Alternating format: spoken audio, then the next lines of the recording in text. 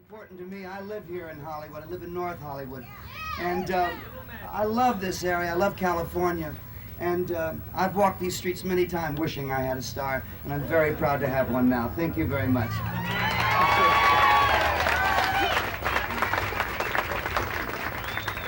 We came to Hollywood about 30 years ago. Yeah. From Tennessee. I remember the first day out here. And this day, I'm going to remember this day forever, too. And we really love it.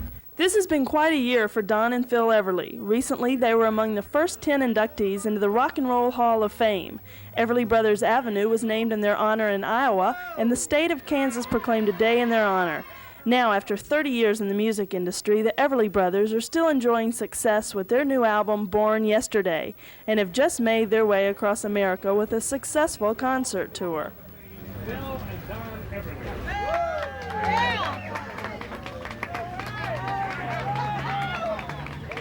When the Everly Brothers first hit the charts in the 1950s with Wake Up Little Susie and Bye Bye Love, these Tennessee rock and rollers created a harmonizing sound that has influenced many entertainers, including their close friend, Tom Petty.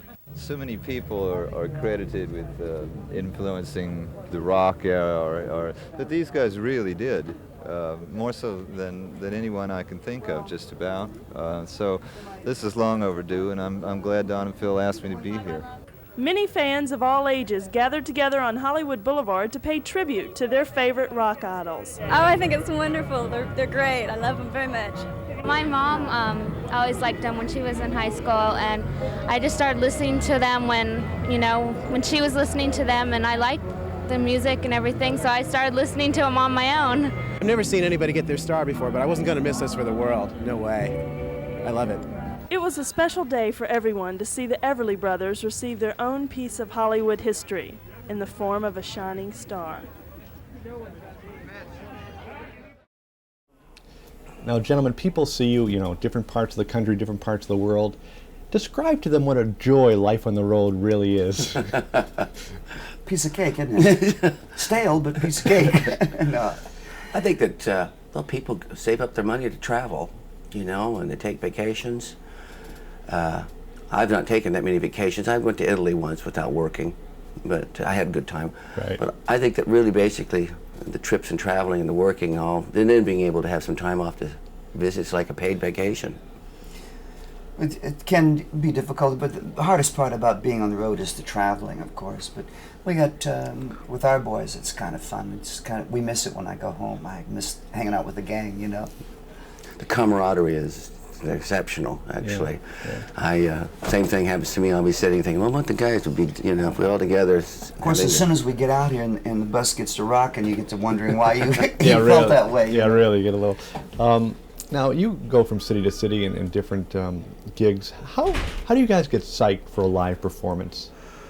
Basically, for me, it's just walking out in the audience is the one that, I can be kind of nonplussed or whatever it is, and walk out and the audience is there, and that all of a sudden, wait a minute, they're here, and that's the thing that makes it happen.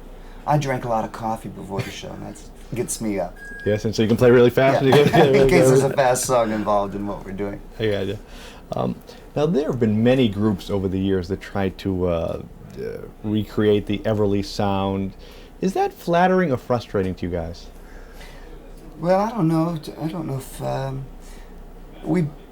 I never thought much about it. I mean, lots of times when two people sing together, they claim they're trying to create the Everly sound, but yeah. I don't think so. I think that, we're brothers, and we just by virtue of that, you have your unique thing, and they have theirs. Everybody's, I think any other two guys, they, sing, they might compare them just because there's two guys singing, but they sound different. I hear the harmony. The harmony is maybe the thing that we contributed to rock and roll, maybe somewhat, in that comparison. I hear it running through lots of music, even heavy metal. I hear two guys singing together. It's nice, really, basically. Yeah. The harmony is, and you guys, I mean, you sound so good together. And we're talking about over 30 years now. We're talking, right? Yeah. It's about more. Well, actually more, because we started when we were kids. When you were kids. Very small kids. How do you see yourselves fitting into the 90s as we move on with music? I don't know, you know, if we watch our weight and take care of it, we'll be able to get into the 90s, you know. I don't see us anything. We just do what we do. I think if you sit down and try to think your music out and you quit doing what you really feel, I think then you're headed towards trouble. But so I don't really think about it. You just sing, and you know, find the right song. It's all the way it is. I like the 90s. I mean, so far, I like the 80s. The 50s were different in comparison. Rock and roll had just started, and at the end of the big bands and things, and it was a real big division between types of music. Now there isn't that division. You have so many different. You have a much bigger music audience, all ages, and there seems to be room for so many different kinds of music. And Phil and I have dabbled in all of it at one time or another, and so I'm just hoping that maybe as time goes by, you know, and rock and roll is really coming of age. We are, you know, now that finally the Rolling Stones are 40. Right. No, 50. They're getting on 50. It just, you know, it's a fun music, and it's some of it. Phil and I sing a lot of romantic stuff, you know, and that doesn't. I'm not going to ever not be a romantic anyway. The rest of my life, I think that's the case for me. I think we're going to find, too, in the 90s that people are going to be very concerned about live. They want to be able to see you do it live. I think that's going to, because the technology is so really profound. You know, you really have the technical ability to do almost anything. And people are going to want to have the real McCoy. Yeah. And that's going to be important, I believe. What do you guys think about that? I mean, you guys perform for years, and you see people, and they're talking about the performances that people, because they have choreography, they have to do it to a tape, and they, you know, people feel they're being gypped by the people that go see a live show. How do you react? Well, some of the dancing, I don't know how they could sing and dance and that kind of movement. And you have to, it's like weigh one against the other. And what's okay for them, that's fine for them, but we basically sing. We don't dance that much, do we? No, you know, I think those people will never be in concert as singers anyway. They're not going to, you know, maybe some will develop that, but they're basically a package, a video, you know, prepackaged choreography. You know, it's like a show, and it's not Broadway, but you know, it's theatrical. Yeah, theatrical, and anyway, it's a good time for the kids. I think the new kids on the blocks. I mean, it's good, clean fun for the kids. You know, it's good. Yeah. Now, when you read about Rick Nelson, he always resented being called or thought of as an oldies act. And it really bothered him. Is that a problem you guys faced? Does ever?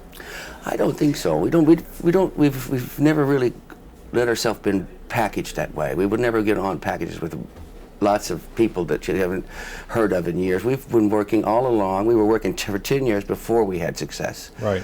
And we never considered it that you had to be of a certain age or certain anything. I mean, coming from country music background too. I mean, Ernest Tubb and these people were working right away. Roy Acuff. I mean, you have a lifetime work. And you know, it's if you look at it that way, you don't have to think of yourself as something from the past. Right. I think Rick Nelson, you know, as he wanted to be called later on, I always liked him, and he was a nice man too.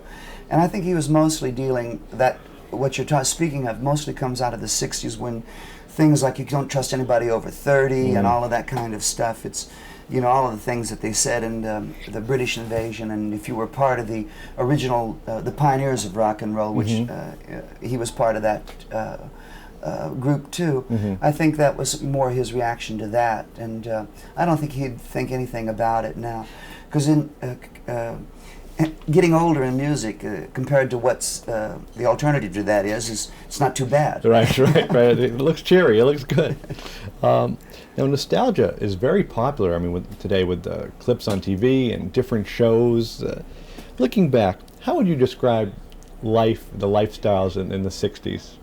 In the 60s? In the 60s? Yeah, 60s. You mean the late 60s? Late 60s, yeah. Do you mean that during all the I think it was a lot of silliness, you know. There's a lot of that music, you know, it's just not listenable, you know, unless you dressed properly or something, or confused in some other manner. But a lot of it, of course, is good and still has everything has its stepping stone place, but I think we've seen pretty much everything culled away that is going to last out of the '60s. And there's not a large chunk of music comes out of the '60s.